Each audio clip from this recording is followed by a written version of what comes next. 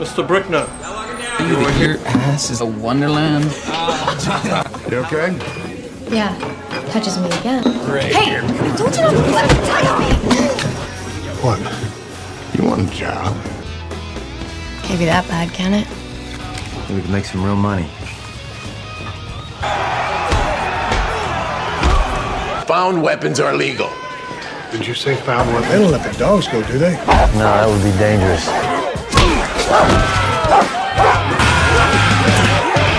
17 grand. Come on, John Brickner. The story begins with John Brickner, a man whose life has been shaped by regret.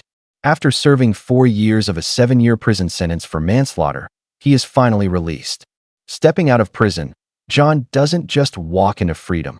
He walks into a second chance, carrying the heavy burden of guilt for the life he once took. His past may be unchangeable, but his future, at least, is still his to shape.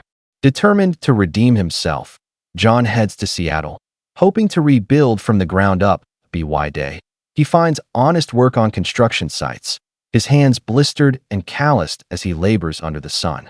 At night, however, loneliness weighs on him, a reminder of the world he left behind. One evening, while stopping by a bar, fate intervenes. Inside, he sees Frankie, a kind-hearted waitress, cornered by 3 aggressive men. John doesn't hesitate. With quiet authority, he steps in, locking one man in a hold until he apologizes, sending a message that intimidation won't be tolerated.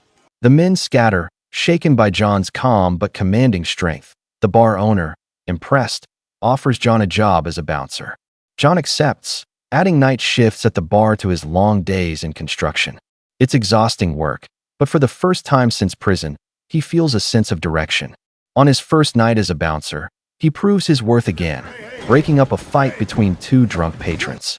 At first, he tries diplomacy, but when they refuse to listen, John swiftly throws them out, leaving no room for doubt about his authority.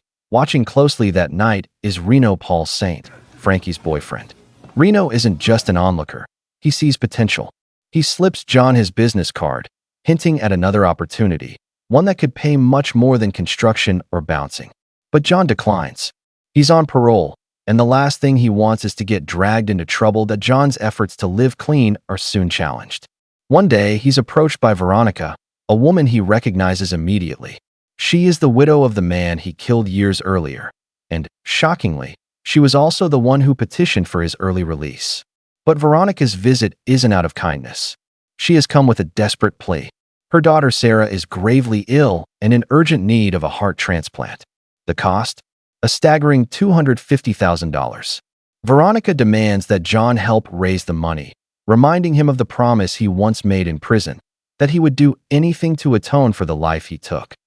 Haunted by guilt, John agrees. But when he counts his meager savings at home, the reality hits him. It's nowhere near enough. Feeling cornered, he turns to Frankie for advice. She leads him back to Reno, who takes him to a hidden underground arena. There, John witnesses the truth, illegal fights staged for roaring crowds and high-stakes gamblers. Reno sees John as a natural fighter and tries to recruit him, promising quick money with each victory. John refuses. Fighting illegally could send him straight back to prison, but Veronica's words won't leave him. When he visits her again to admit he can't raise the money, their argument escalates until Sarah herself emerges from her room. Weak, pale, and barely able to stand, the girl's condition crushes John's resolve. In that moment, his guilt transforms into determination. He vows to do whatever it takes to save her, even if it means returning to violence. Soon after, fate forces his hand again. Fired from his construction job over a small mistake, John saves his boss's life when the man collapses from a heart attack, but his employment is gone. With no options left, John finally returns to Reno's arena. That night, when one of Reno's fighters is injured and unable to continue, John volunteers to step in. The crowd roars as he enters the ring. His opponent fights dirty, grabbing a steel rod to gain the upper hand. But John, fueled by grit and purpose, fights through the pain. Barehanded, he defeats his opponent in a dramatic, crowd-shaking victory. From that night on, John is no longer just a construction worker or a bouncer. He becomes Reno's fighter, Though hesitant, he moves in with Reno and Frankie for training. The money begins to flow, but so does trouble. Reno's debts are deep, owed to dangerous men like Nestor and Veltz. To save himself, Reno leans harder on John, arranging riskier and bloodier fights that John's victories make him a star in the underground circuit. Spectators cheer his name, gamblers bet fortunes on him, and opponents begin to fear stepping into the ring against him. Yet the money never seems enough. Sarah's condition worsens, and Veronica grows more desperate. Frankie, meanwhile, sees John differently, admiring his strength, but also sensing the quiet pain that drives him as the fights escalate. John becomes entangled in Reno's chaos. Nestor tries to kill Reno for unpaid debts, but John intervenes, challenging Nestor's men and defeating them in brutal fashion. The victory saves Reno, for the moment, but deepens John's involvement in the criminal underworld. Soon, Veltz, a powerful crime boss, demands Reno's debt be repaid.